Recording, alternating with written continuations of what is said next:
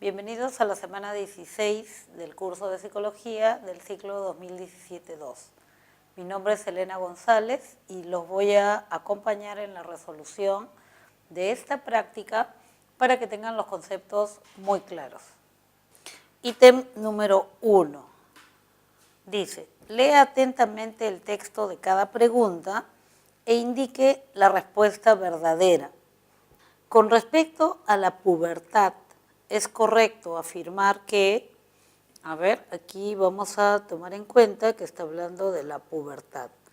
Carece de una causal biológica. Error. Sabemos que la pubertad justamente se inicia a partir del funcionamiento de la hipófisis, que empieza a segregar hormonas que provocan la maduración de las gónadas sexuales. Entonces, carece de una causal biológica. Equivocado, esta no es una proposición correcta. La hipófisis tiene un rol crucial en esta etapa, es verdadero. En las mujeres su inicio se da con la espermaquia. Espermaquia, y para que se acuerden, tiene relación con lo que es esperma y no tiene nada que ver con las mujeres exactamente, sino con la maduración sexual del varón.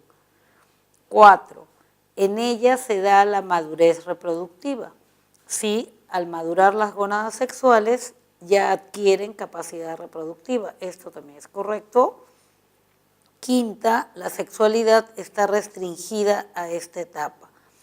Habíamos visto semanas anteriores que la sexualidad es un aspecto de nuestra personalidad y está vigente toda la vida. Entonces no es exclusiva de esta etapa.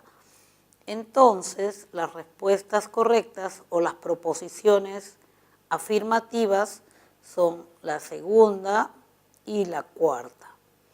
En ese sentido, la respuesta correcta es la que está consignada con la letra A. Ítem número 2. Identifique la validez o falsedad con respecto a las características de la dimensión cognitiva en el adulto mayor. Vamos ahora a referirnos exactamente al adulto mayor. Sabemos que la adultez tiene 3 etapas diferenciadas. La primera es el adulto joven, que era lo que antes se llamaba juventud, y va de 20 a 40 años, ¿no?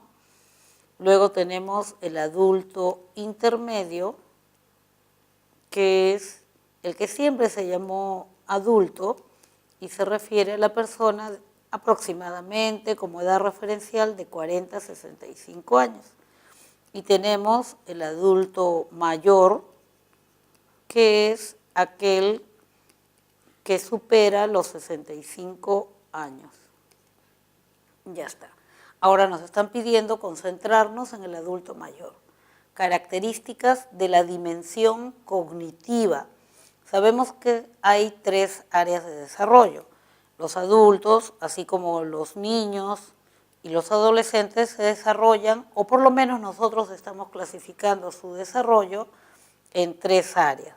Desarrollo físico o fisiológico, desarrollo cognitivo, que tiene que ver con las funciones mentales o cognitivas, y desarrollo socioemocional,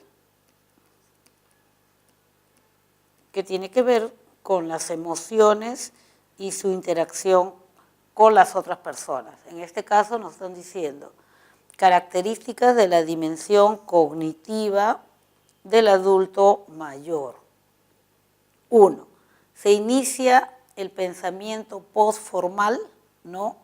Pensamiento postformal es la capacidad que tiene de relativizar la verdad y poder entender que no es dueño de la opinión única, ¿no?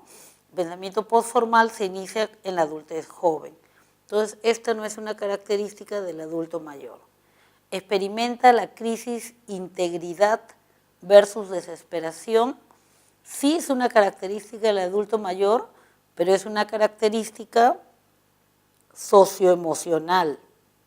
Y no nos están pidiendo socioemocional, sino nos están pidiendo características cognitivas. ¿Hay estabilidad en la inteligencia cristalizada? Sí, la inteligencia cristalizada es la inteligencia de lo aprendido, de la experiencia, de las vivencias, de sus aprendizajes en general. Entonces, esta sí es una característica del adulto mayor, una característica cognitiva. Diríamos entonces que la alternativa correcta debería tener este orden: falso, falso, verdadero, y eso lo encontramos en la letra C. Ítem número 3. Los gemelos Duncan y Noah actualmente tienden a sobrevalorar la opinión de sus amigos o compañeros del aula, ya que tienen la necesidad de pertenecer a un grupo fuera del hogar. Con respecto a este caso, podemos afirmar que nos están hablando de dos gemelos que viven en un hogar, o sea, podemos deducir que son personas que todavía están bajo la protección económica de sus padres. Tienden a sobrevalorar la opinión de sus amigos o compañeros, teniendo la necesidad de pertenecer a un grupo fuera del hogar. Ahí ya nos han dado varias características que nos permiten más o menos inferir de qué etapa del desarrollo están hablando, ¿no? Probablemente adolescencia. A ver, ¿qué podemos afirmar? ¿Los gemelos son estudiantes irresponsables y poco reflexivos? No me ha dado ninguna señal o indicación que me permita inferir eso. La conducta de los gemelos es de naturaleza psicosocial, típica de los adolescentes. Sí, justamente estábamos hablando de adolescentes.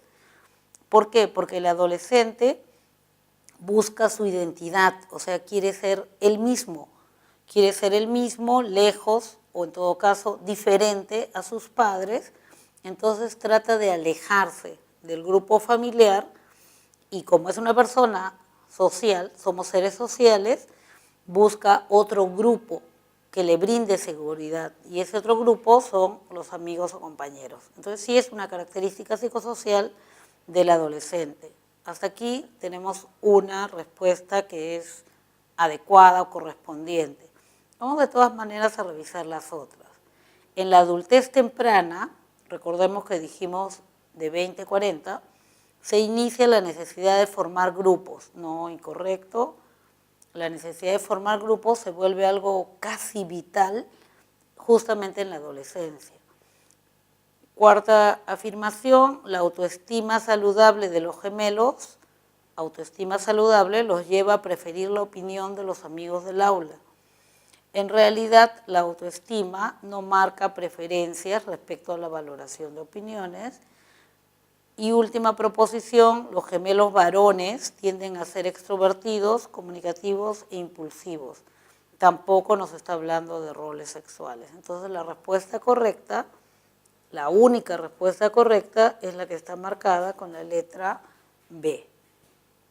Ítem número 4 dice, con respecto al conflicto generatividad versus estancamiento de Erik Erikson. O sea, Erik Erikson es el psicólogo que nos habló del desarrollo psicosocial en función a lo que son vencimiento de conflictos. Vences un conflicto y pasas a una nueva etapa psicosocial que otra vez presenta otro conflicto y así sucesivamente vas escalando o subiendo en lo que es tu maduración psicosocial.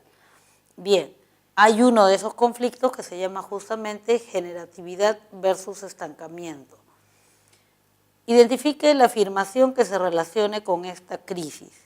Esta crisis, generatividad versus estancamiento, se refiere a aquella en la que la persona busca ser generativo.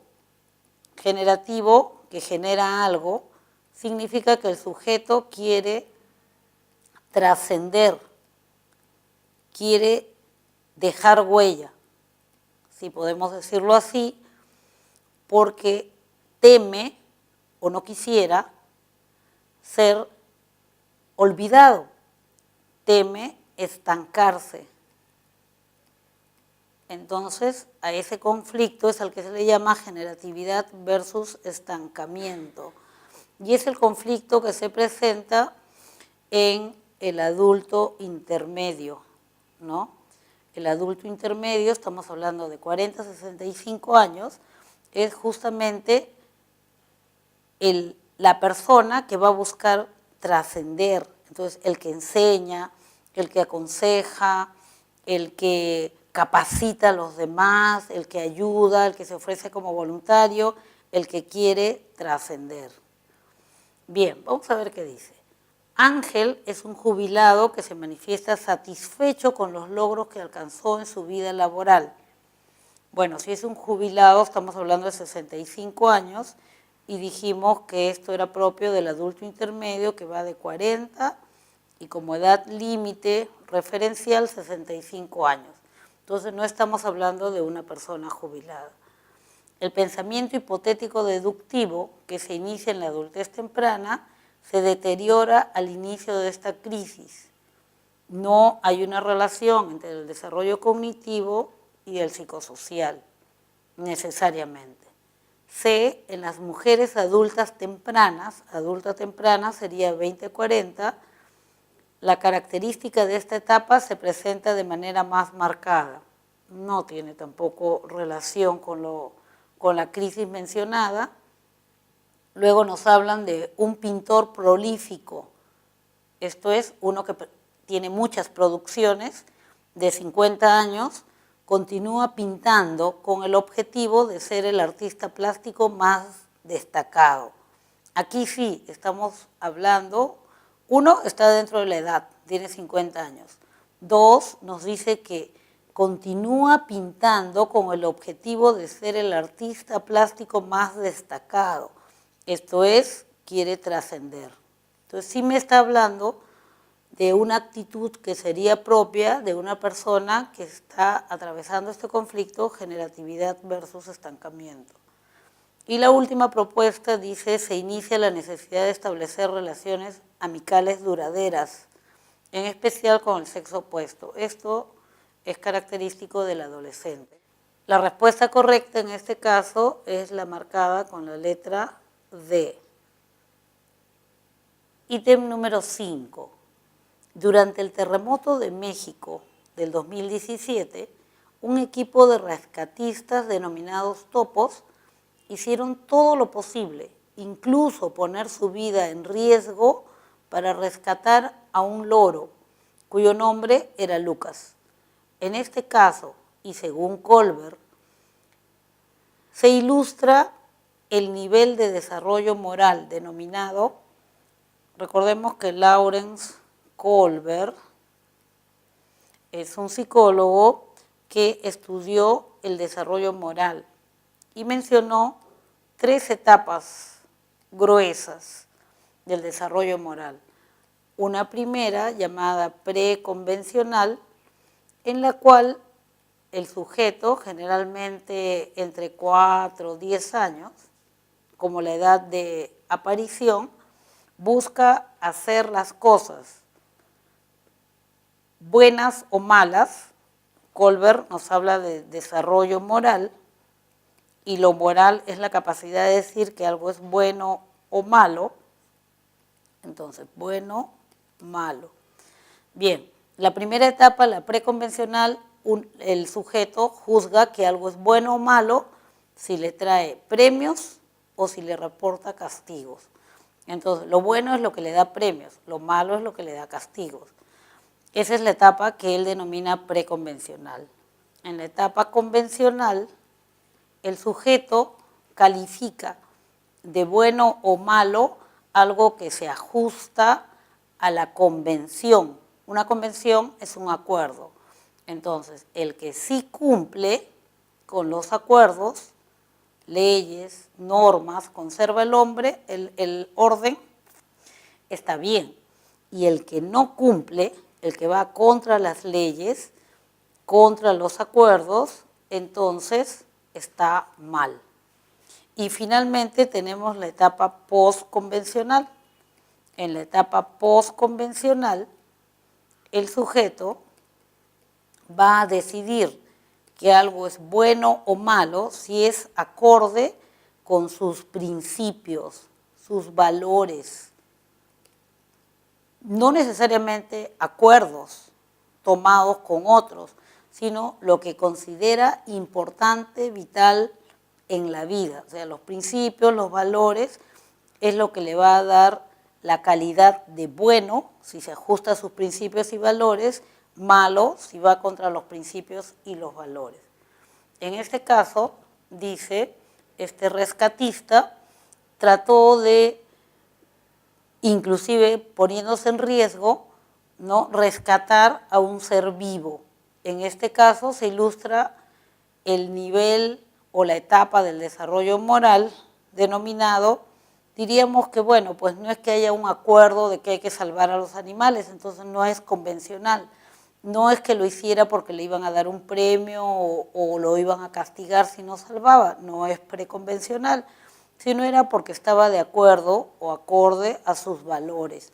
Para este rescatista era importante preservar esa vida y entonces por eso lo hizo.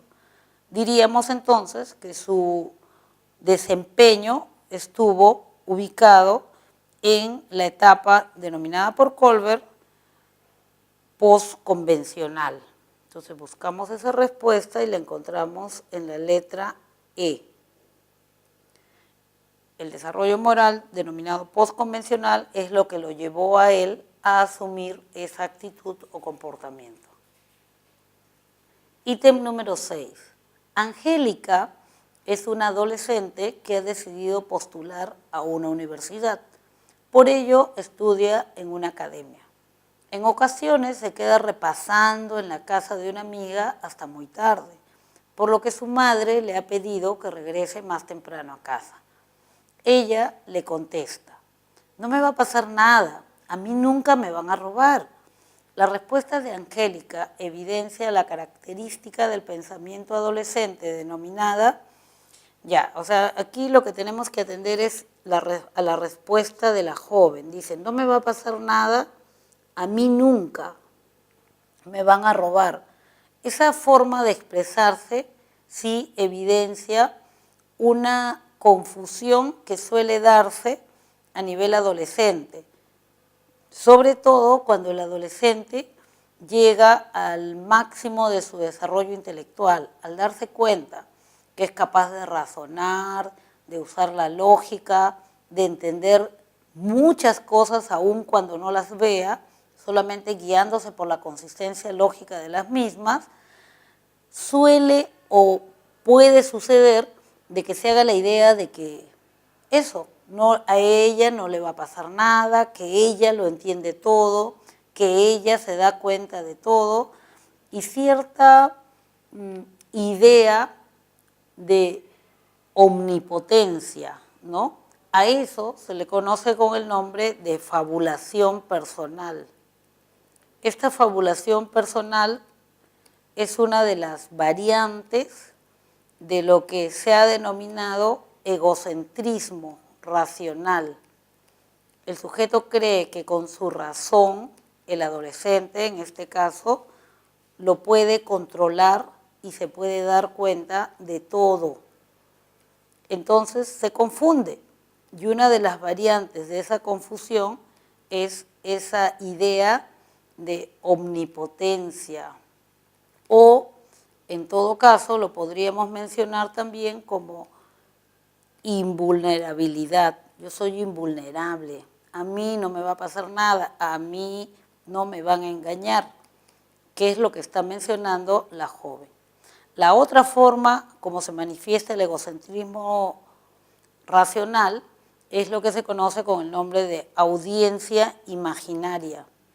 Es como si él pensara de que es tan hábil, tan listo y que todo el mundo se da cuenta y entonces todos siempre lo están observando y por eso, ¿no?, las observaciones que se hagan, los comentarios que se hagan van dirigidos hacia él y por eso a veces observamos que los adolescentes pueden estar un poco a la defensiva, ¿no? Bien, ambas manifestaciones felizmente son transitorias, pasajeras. Llegará el momento en que simplemente se dan cuenta de que no, pues no lo pueden todo, que no se pueden dar cuenta de todo, y que si bien es cierto, son listos intelectualmente, hay cosas que escapan de su control. Pero regresando al caso, la chica dijo, no me va a pasar nada, a mí nunca me van a robar, y queremos ubicar cuál es la confusión o la característica, cómo se denomina la característica de este tipo de pensamiento. Entonces, es pensamiento formal, no se refiere a eso, dijimos que era un error y que se denomina fabulación. Está fabulando, como si fuera una fábula, y está en la letra D. Ítem 7. Roberto le comenta a su amigo, me gusta Carla, estoy enamorado, pero no sé si casarme con ella. Tengo miedo de que si hago ello, mi matrimonio fracase, al igual que pasó con mis padres, que terminaron divorciándose. A veces pienso que es mejor que me dedique a mí y me desarrolle profesionalmente. No me importaría vivir solo. Según Erikson, en Roberto se evidencia el conflicto. Ya habíamos dicho que Erik Erikson nos habla de conflictos que dan lugar al desarrollo de ciertas virtudes que luego entran en conflicto con otras y así sucesivamente se va marcando el desarrollo psicosocial de la persona. En este caso, el conflicto aludido, formo mi familia, me junto con alguien, ¿no? O simplemente me dedico a mí. Se denomina intimidad, íntimo con alguien,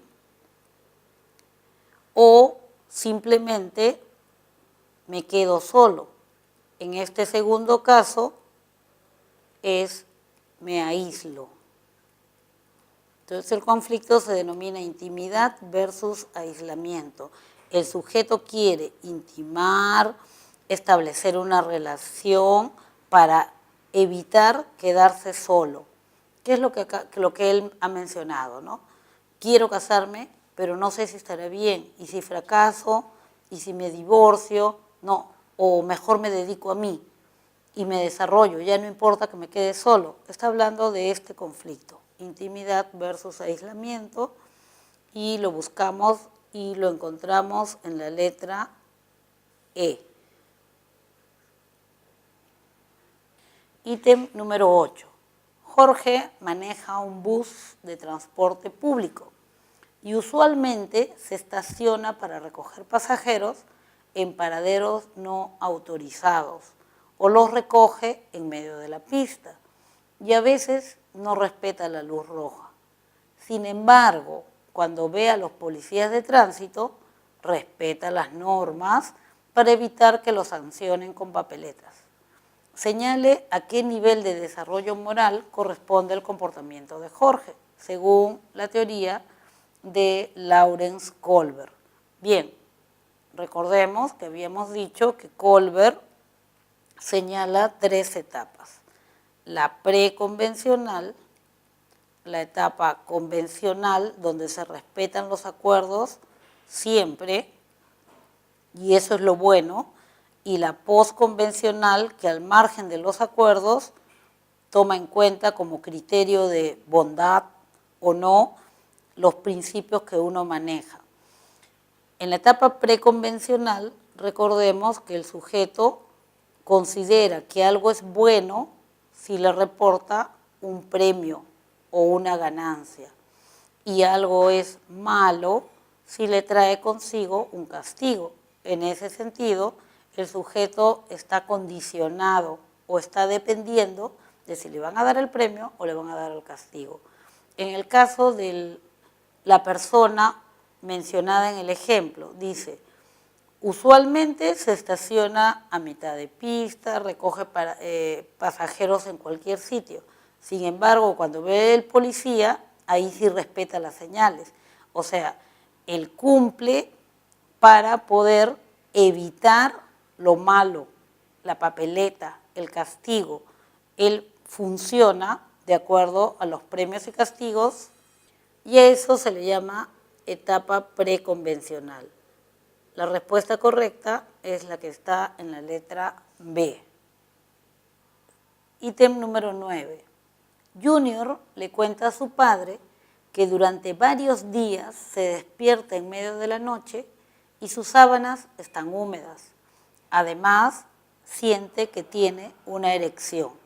Su padre le explica que esto se llama polución nocturna o sueños húmedos y que solo es normal cuando uno es adolescente.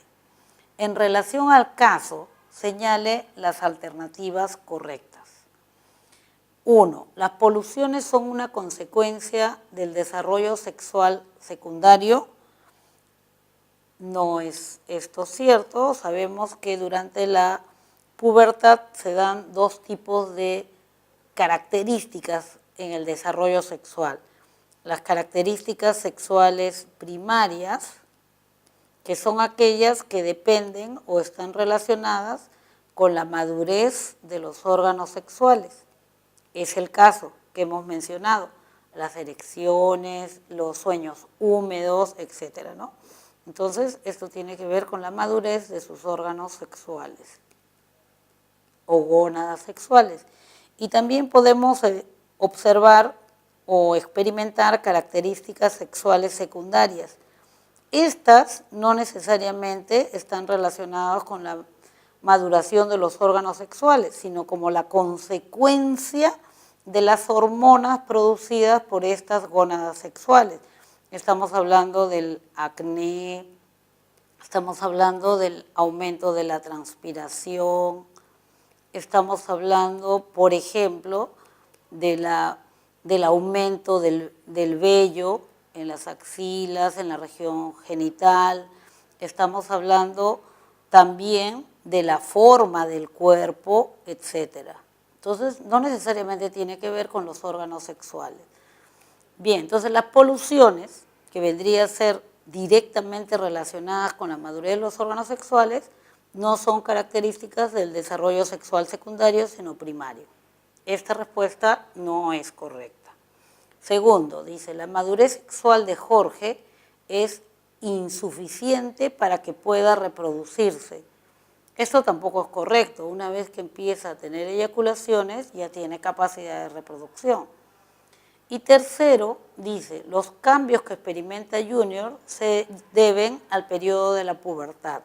Sí, porque la pubertad es el periodo en el cual se dan todos estos cambios eminentemente físicos. Entonces, la respuesta correcta sería solo la propuesta 3. Y la clave está en la respuesta A. Ítem 10. Lucas es un psicólogo que ha decidido convocar alumnos practicantes para su consultorio.